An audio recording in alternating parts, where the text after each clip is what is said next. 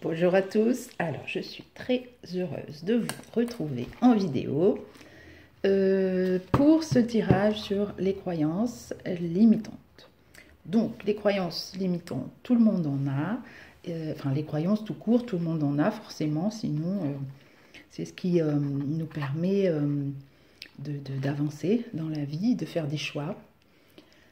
Et malheureusement, nous avons des croyances qui nous limitent, qui nous bloquent, qui nous empêchent d'évoluer dans notre réalisation personnelle et professionnelle.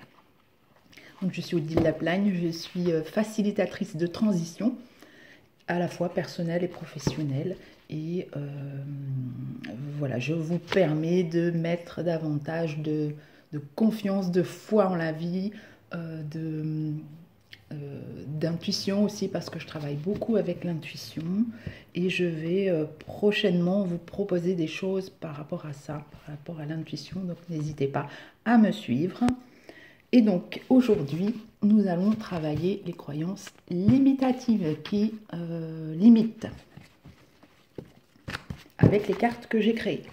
Donc je les étale et je choisis avec mon intuition parce que j'ai posé l'intention qu'elles servent aux personnes qui vont regarder cette vidéo et aux personnes qui m'ont demandé en contact, un message privé. Donc, alors, ça va être celle-là et celle-là. Donc, il y a double face. Alors, j'enlève les autres. Nous avons double face. Voilà les deux. Donc je vais commencer par celle-là. Qui y est écrit dessus: si je fais une erreur, je mérite une critique sévère. Donc je vous la montre. Voilà, j'espère que vous la voyez bien. Donc cette croyance, elle nous parle d'échec et de croire que toute action que l'on va poser va irrémédiablement nous conduire à l'échec. Et croire aussi que il vaut mieux... Attendez, alors je vais vous lire plutôt ce qu'il y a derrière et ça sera beaucoup plus simple. Donc la croyance inverse ou la croyance positive qu'il faut mettre en œuvre, c'est l'erreur, l'échec me permet de progresser. J'accepte d'être imparfait. Je n'ai pas besoin d'être parfait ou parfaite pour être aimé. Donc ça nous parle d'échec et que si l'on a cette croyance-là, on va être amené forcément à rencontrer des situations qui vont nous confronter à l'échec. Et donc, on est confronté à l'échec pour comprendre justement qu'on est dans une situation d'échec et qu'il faut travailler quelque chose. Donc, on verra après comment on travaille sur les croyances. Voilà pour la première. La deuxième, donc ça peut résonner avec vous ou pas. Si ça résonne avec vous, vous connectez à votre cœur. Peut-être que dans ce que j'ai dit, il va y avoir des choses qui vont remonter. Et donc ça veut dire aussi que ça vous concerne. Mais peut-être que ça ne vous concerne pas. Donc si ça ne vous concerne pas, bah, vous passez votre chemin. C'est que c'est pas pour vous. Deuxième croyance. Alors, quel est le côté opposé? Voilà. Alors, la croyance, c'est je donne beaucoup de moi aux autres, du temps, de l'énergie, de l'argent, au détriment de mes propres besoins. Donc, voilà, je vous le présente. Et c'est sûr que si on donne beaucoup, on peut... être amené parfois à s'oublier soi.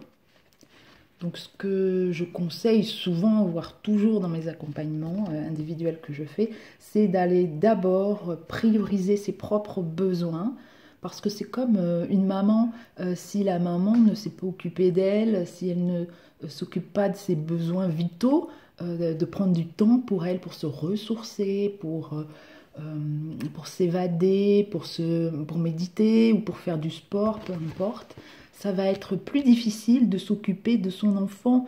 Et l'enfant, il va sentir que la maman, elle est tendue, elle est en stress ou elle n'est pas dans son état de détente. Et du coup, ça va créer chez l'enfant une situation d'absorption, je ne sais pas si on dit comme ça, d'absorption, ou de... L'enfant va absorber le stress de la mère et ça va l'énerver aussi, l'enfant. Donc il va y avoir une relation pas très saine qui va se mettre en place. Et c'est vraiment important de se ressourcer soi. Moi j'ai envie de dire tous les jours, de prendre du temps pour soi. Si on aime créer, ben, de créer.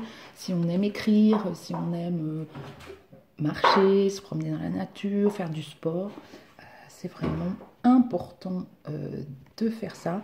Et donc l'autre côté de la carte, c'est je suis quelqu'un de précieux, je mets le respect de mes besoins en priorité et je sors du modèle sacrificiel.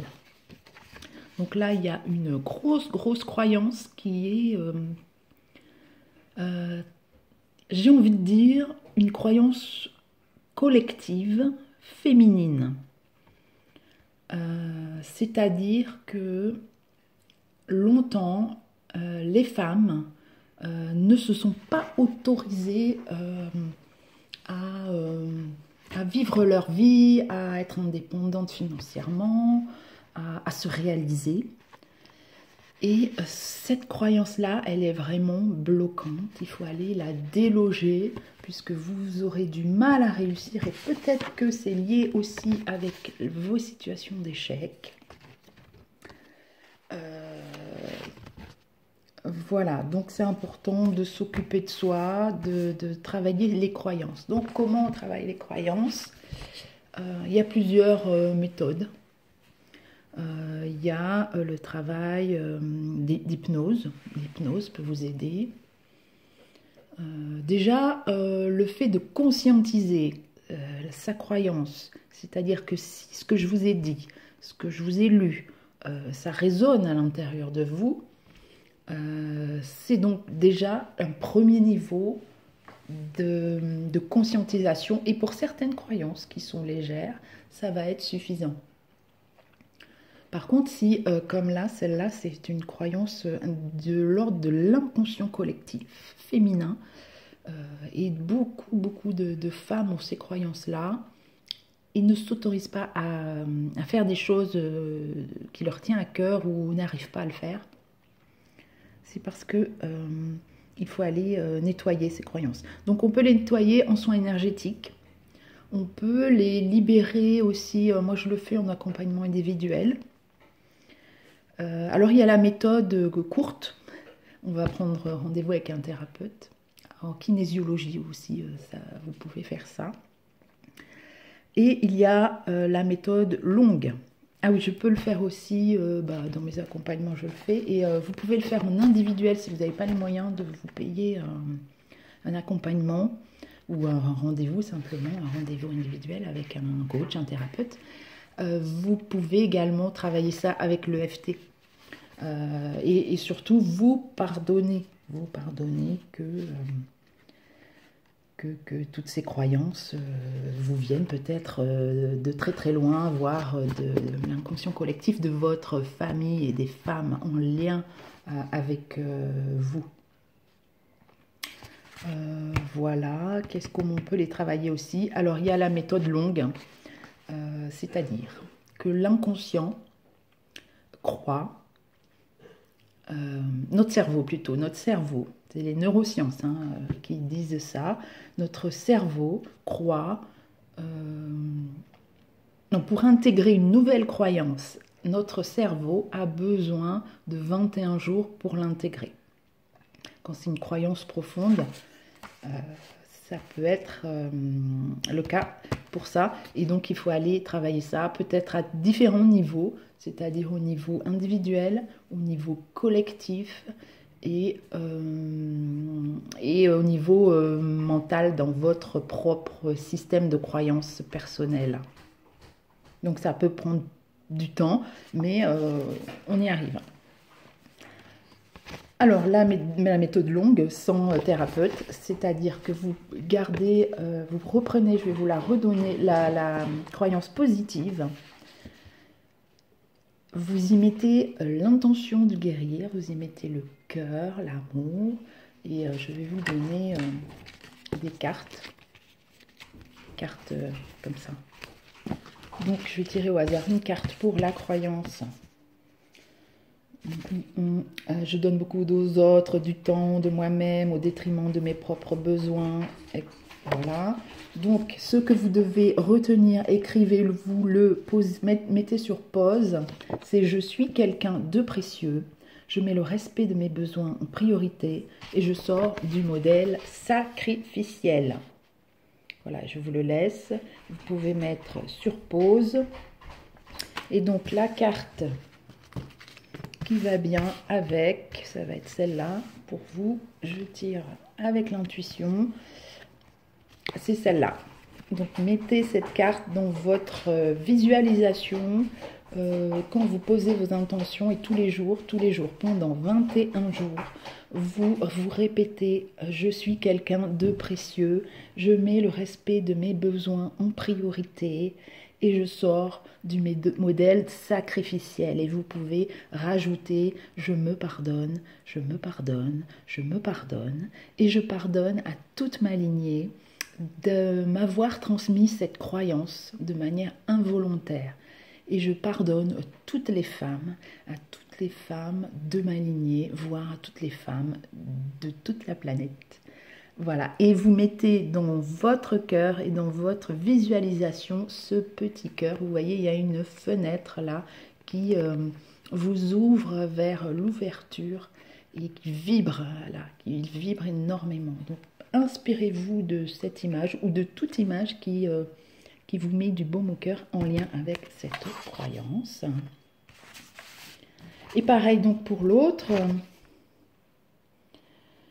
Donc c'est sur l'échec. Si je fais une erreur, je mérite une critique sévère. Donc ayez à l'esprit que on fait des expériences, tout le monde, hein, moi y compris, on fait des expériences de vie et ça nous apporte peut-être des choses désagréables, mais c'est pour nous aider à comprendre et à voir le positif en chaque chose. Donc une fois que l'on a intégré la leçon, ben, elle ne se présente plus à vous. Donc, et que cette croyance-là, elle a été détruite dans votre système de croyances. Donc la croyance positive, c'est l'erreur, l'échec me permet de progresser, j'accepte d'être imparfait ou imparfaite et je n'ai pas besoin d'être parfait pour être aimé.